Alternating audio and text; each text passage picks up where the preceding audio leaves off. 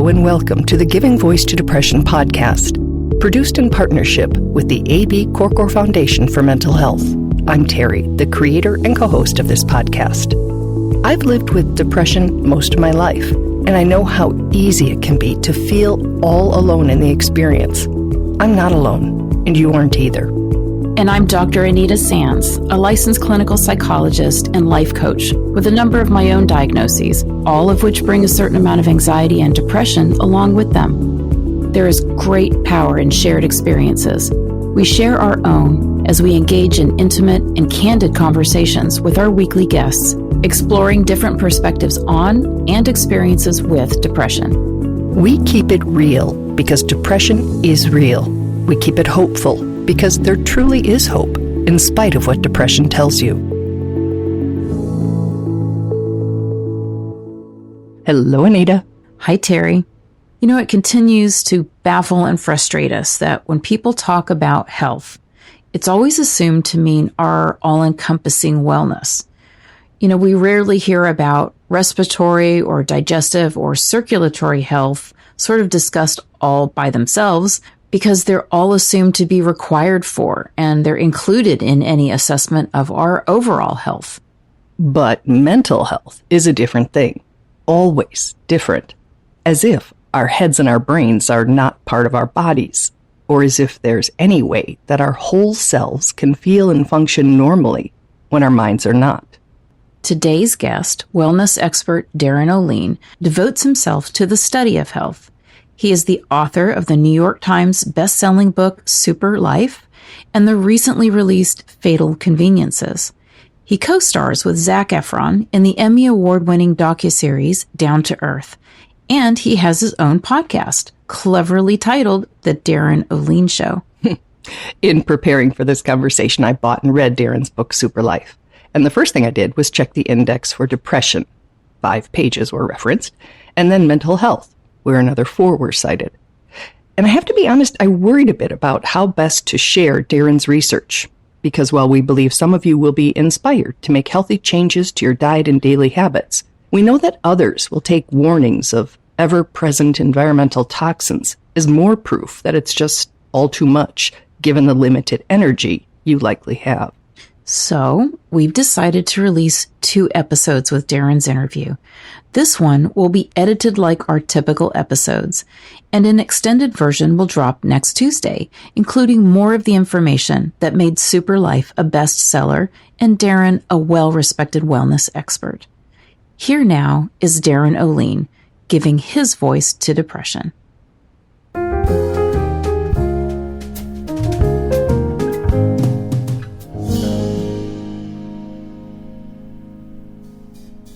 Do you have personal experience with depression, either yourself or somebody you were supporting? Well, certainly it touches. I think it touches all of us, and it can be hard to even realize, right? So, like my mom just recently was severely depressed. I hadn't seen her or heard her depressed in that way ever in my life, and that was just more intensely in the last few months. So yeah, and it's strange. It's like, it's something to where you can't necessarily put your finger on it. And then only when it's potentially more severe that then people around you may start picking up on it. But the person, I think, it's just upon them. And it can be hard to navigate, certainly having, being in it. And I think on the spectrum, we're all dealing with it. I don't think any of us escape it totally. And I've been trying to watch that kind of the state of the world, right? And how personal that can be in terms of our depression and our mental health these days. So yeah, that's my long way of saying absolutely. My father, it affected before he passed away pretty bad. And now my mom, from my perspective, came on by way of just not taking care of herself in a variety of different ways. and it's hard to put out a fire with a squirt gun, right? So it's getting her from a lot of different directions. So it's hard to, when your body is depressed, literally, physiologically, biologically, chemically, it's really hard to have a good mindset. It's really hard to live a great life. While life gets us all from a lot of different directions, Darin had what he calls one of the biggest reset buttons of his life when his Malibu home burned to the ground in the 2018 California wildfires, while Darin was out of the country shooting his Netflix show. That was probably the second or third most gnarly thing in my life, aside from losing my dad and going through a divorce. That was way up there. And it's persistent because it's not just acute. You lose everything, and that's the event. Mm-hmm. And then you're here on ground zero trying to rebuild. And I'm 4.5 years in it. This is crazy making for me. This is very mentally challenging because it's a persistence that I never knew I even had. And a patience that I definitely don't like to exercise. I'm so impatient. So I guess the thing that was important was when my father passed away, it was so overwhelming that a voice came in my head, said, just let yourself grieve whenever it needs to happen. And I did. That set me up for this. And so when I lost everything, that same voice was just like, let yourself grieve, let yourself feel, let yourself go through this stuff. So yeah, anger and fear and sadness and just tremendous amount of waves. And that all that stuff takes courage. Every person that's suffering anything, it takes courage to kind of go through it all and feel it all, and then not sit in the feeling, but allow them to go through you. And allow the grief to move. No place in this universe likes stagnant energy. And then what would happen is through that grief, I would start getting flashes and glimpses of what I could then create on my land, for my life. And that spark would pop in and then kept getting stronger. And now I have no grief left. And I'm just completely inspired by what I'm now creating here. So I actually wouldn't take it back for anything. While optimism and resilience are keys to mental health management, Darin's research and teachings focus on controlling our overall health and wellness, since physical health and mental health are inextricably linked. I mean, just look at one thing in terms of ultra-processed food. If you're eating ultra-processed food and standard American diet, well, that's going to affect your gut. That's going to affect your microbes. That's going to affect your dopamine and your endocrine system. And it's like you don't even know who you are at that point because you're a victim to a body that is not functioning. So then this body is suffering and this body is depressed. And where your body goes, your brain goes, right? So it's a very interesting tangled web. I assume you're not saying that it's just, I don't mean just, but primarily or only diet and nutrition, that there are biochemical hereditary elements too? Yeah. Yeah.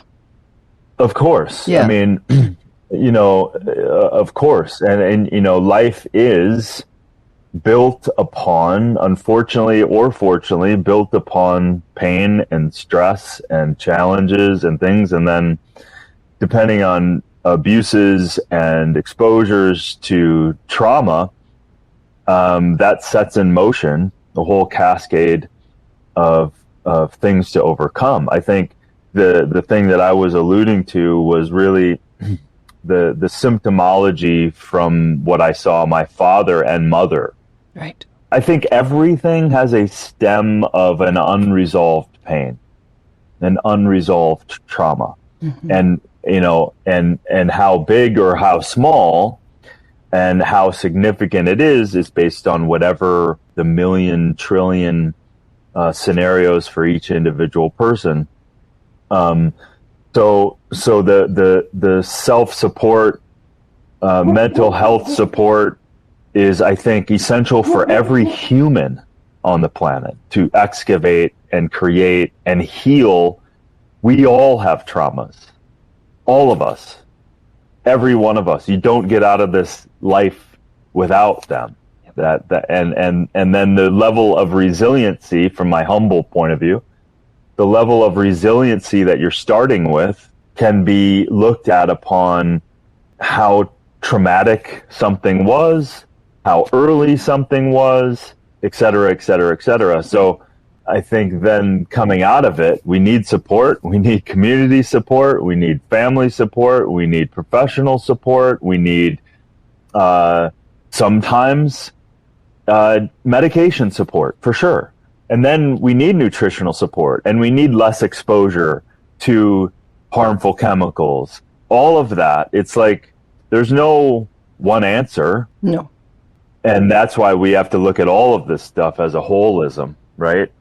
And Darin says, if you need outside support and help on the journey, do not hesitate to get it. People shouldn't feel bad about, hey, I'm spending time with support from a professional, from a group, from whatever, to learn about who I am and to learn about the forgiveness that I need to have for myself, to the forgiveness that I have to have for whatever traumas or people or situations.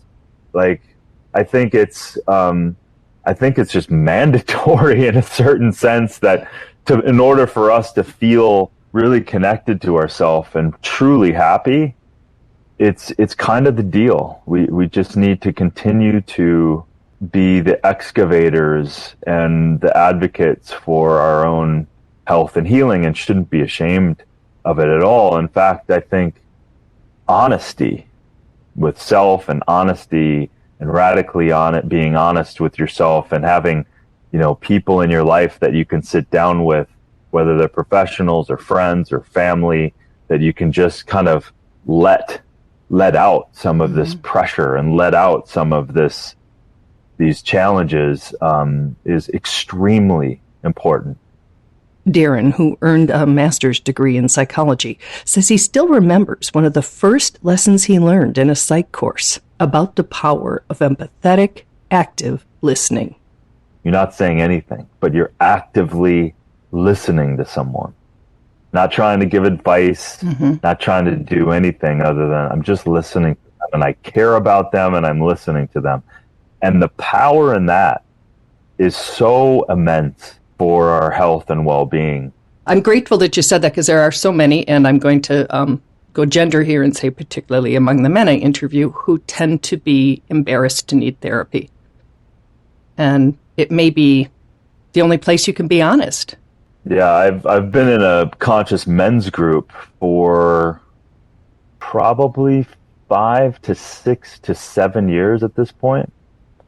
And we have a licensed therapist, but he's not necessarily giving advice. He creates this professional space, but we're all friends at this point. We all know each other's triggers. We know our patterns. We can call each other out, but it's also a safe place to completely let it rip.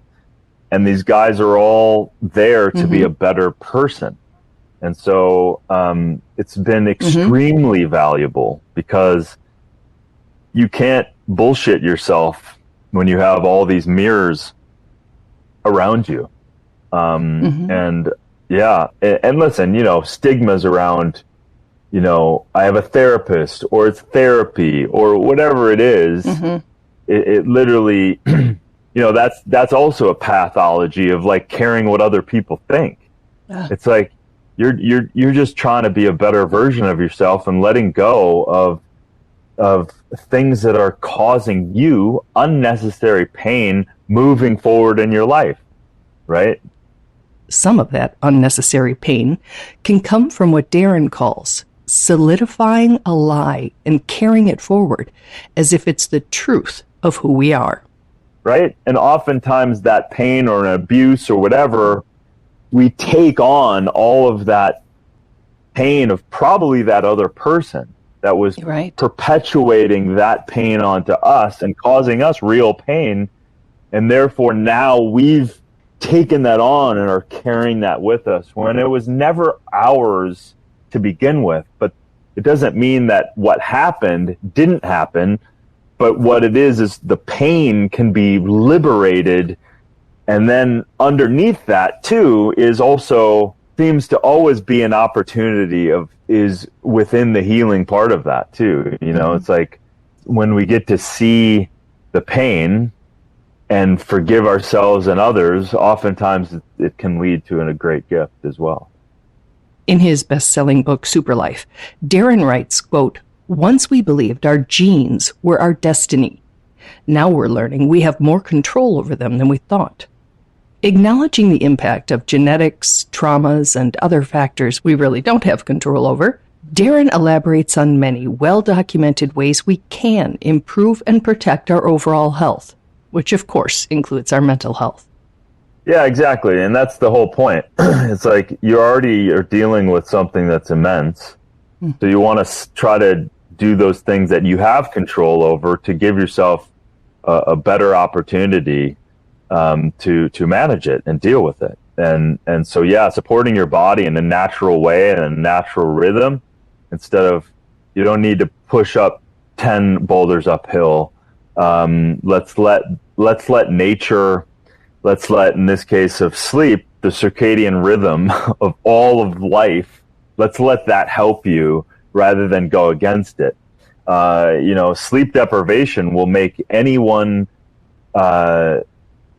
just completely lose their own mind, right? So we know that sleep is immensely important, and there's no drug, there's no food, there's no supplement, there's no biohack that can hack around not sleeping well. So nutrition. When I think of nutrition and when I think of depression, they don't tend to go hand in hand, because when you're not even necessarily thinking you're worth the effort of creating and, making a healthy meal for yourself. But it's also like just whatever is easiest, grab a box of crackers, grab a box of cookies. So what can you do to be providing your body with what it needs and that will help your mental health, factoring in the real loss of energy? Yeah. Nature's packaged food, I think, right away. So like I'm thinking apples, oranges, dates, berries, like the things that are so delicious and so satisfying already. Eat whole fruit, eat whole food, find deliciously ripe strawberry and a date and berries and bananas, and tell me that isn't just delicious. But you have to set yourself up for success, right? So if you don't have that around, then make it available to yourself and go get it. And start to eliminate some of the other addictive foods. So let's talk about hydration and then the role it plays, because it's really easy to be dehydrated without even knowing it. So the number one by far, side effect of dehydration is a lack of energy. So you can be severely dehydrated for your entire life and you don't even know it.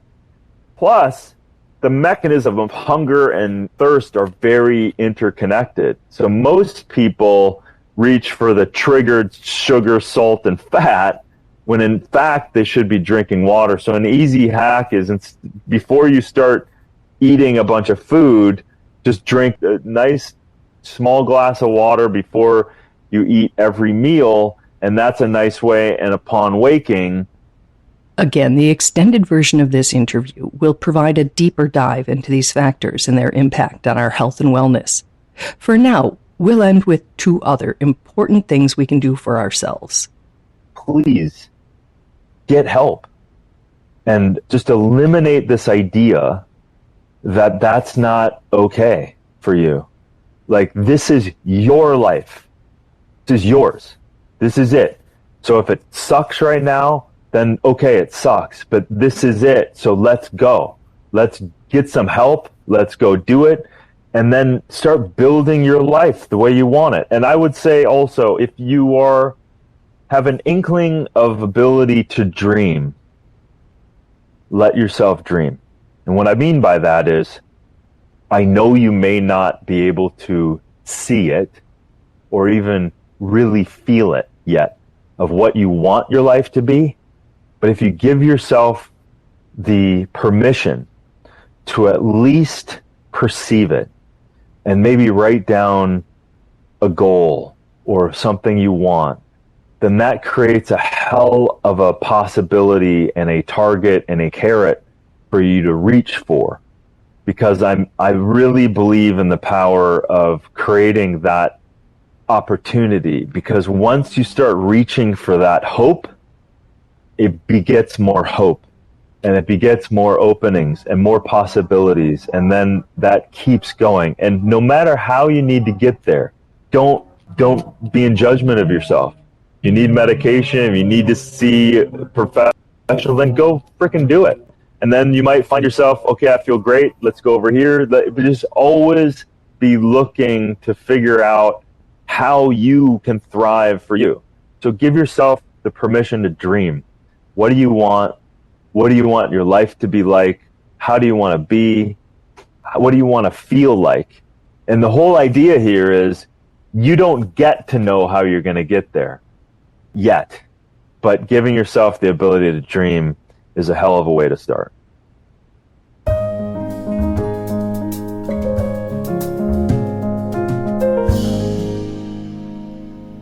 So Terry, I really like that he's sort of ending with this message of you don't have to know how you're going to get better to begin, which I think is really important. He's got a lot of great ideas, but I think it's really important to remind ourselves that at the beginning of this journey, with so much information out there that we have to try to figure out what we're going to do, what we're going to try, we don't have to know.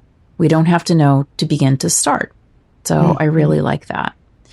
And I also really like that he's really talking this entire interview about focusing on what we do have control over. Absolutely. Not over those things that sometimes get us really stuck, like our genetics or those traumas, those things that have happened to us. So we have all of these factors in our lives that we can't do anything about. And he's saying, you're right, we can't. Let's move the focus to the things that we can. And that's where he comes in and starts saying, just like, we do in therapy, we say, let's focus on those big four. Let's look at your nutrition. Let's look at your sleep. Let's look at your activity. Let's look at your stress management, because that's what we have control over. That's all we can do. And a message of hope is that, when I taught health psychology, we said, genetics it's a big factor, but 20% of the outcome of any genetic influence is just related to that. It's just the genetics. 80% of the outcome is related to your lifestyle choices, the decisions that you make on a daily basis related to those big four. I need to clarify that. I think I heard you right. So if you are predisposed, whatever the right word is, genetically to have depression, like myself, that only accounts for 20% of my experience, and the other 80 I have some control over? Yeah, you've got some wiggle room in the way that genetic predisposition manifests in your life, how severe the symptoms are, what your struggle may be like.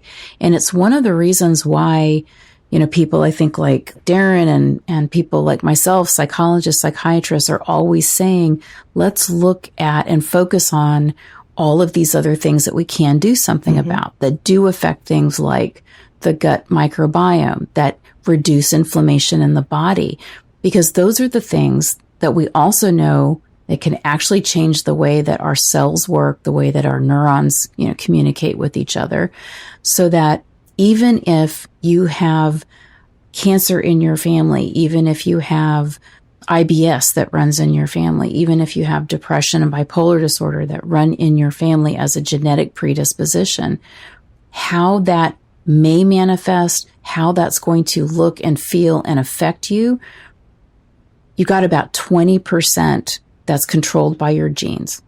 And the other 80%, you have some ability to do something about. That's why we're always trying to help people feel very hopeful. And, how we started this out was by saying, don't forget, your brain lives in the same body as every other organ system. Absolutely. So all of these things that we know are helpful for all of the other organ systems in the body, for people who are diabetic, for people who have irritable bowel syndrome, people who have cardiovascular issues. We know that anything that we change about their diet, their activity, their stress management, their sleeping habits also improves mood and mental health symptoms. And it's because the brain doesn't exist outside your body. Right. Yeah. Wow. Okay. Boy, between the two of you, I'm learning a lot this episode. Thank you. So we want to say that next episode, we're going to do something we haven't done before. We're going to release a longer version of this interview with Darin because he really dives into some of these things. And we know there's an audience for that information because of his best-selling book and Netflix series. We don't know if you're the audience. And so we're going to be asking you for some feedback on that extended version. And if you like that idea and you want more of that in the future, or if you don't, and you can leave us that feedback now in anticipation of it or after you hear it next week at givingvoicetodepression.com. And in the upper left corner, there's always that record us a message button. And you can give us some feedback on this or any other episode. Thanks for your time, Anita. Thanks, Terry. And thank you, Darin. And we'll hear more from you next week.